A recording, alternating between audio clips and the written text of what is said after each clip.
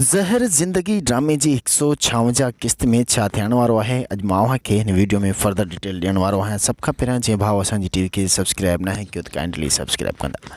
हलूं था पंहिंजे मेन टॉपिक की तरफ़। त जीअं त रईस गफ़ार ख़ान जे भाउ कमाल ख़ान ओठे के पंहिंजे ज़िंदान में एतिरो तशद्दुद कयो आहे जो अधु मरण ताईं ओठो पहुची चुको आहे। ॿी तरफ़ ग़ुलाम भी ओठे जेतिरा ई गुनाह ऐं कसूरवार आहे, पर छा ग़ुलाम सां भी इहो ई हशर कयो वेंदो? ज़हर ज़िंदगी ड्रामे में ॿी तरफ़ अवां ॾिसंदा त रब्बन जी भेण पठाणीअ जो संग रईस गफ़ार ख़ान पंहिंजे कमीने भाउ कमाल ख़ान लाइ घुर कई आहे।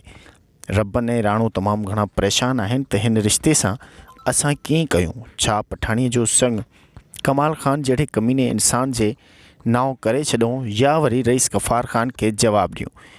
कमीनो कमाल ख़ान उहो रहज़न आहे जंहिं केतिरा ई ज़ुल्म कया आहिनि, न सिर्फ़ मीरा जे मथां पर रब्बन ऐं राणे जे घर जे मथां भी तमामु घणा ज़ुल्म कया आहिनि। ज़हर ज़िंदगी ड्रामे जी 156 क़िस्त में अवां ॾिसंदा त कमाल ख़ान ओठे के गोलियूं हणी मारे छॾींदो। ॿी तरफ़ ओठे जो भाउ कुर्बान जेको कमाल ख़ान जे रत जो प्यासी बणिजी वेंदो। ग़ुलाम उहो दलाल आहे जंहिं न सिर्फ़ पैसनि एवज़ पंहिंजी भेण मीरा खे लुकमान जी पीढ़ीअ ते खपाइण जी कोशिशि कई, बल्कि कमाल ख़ान जी औताक ते भी वाक लॻायो।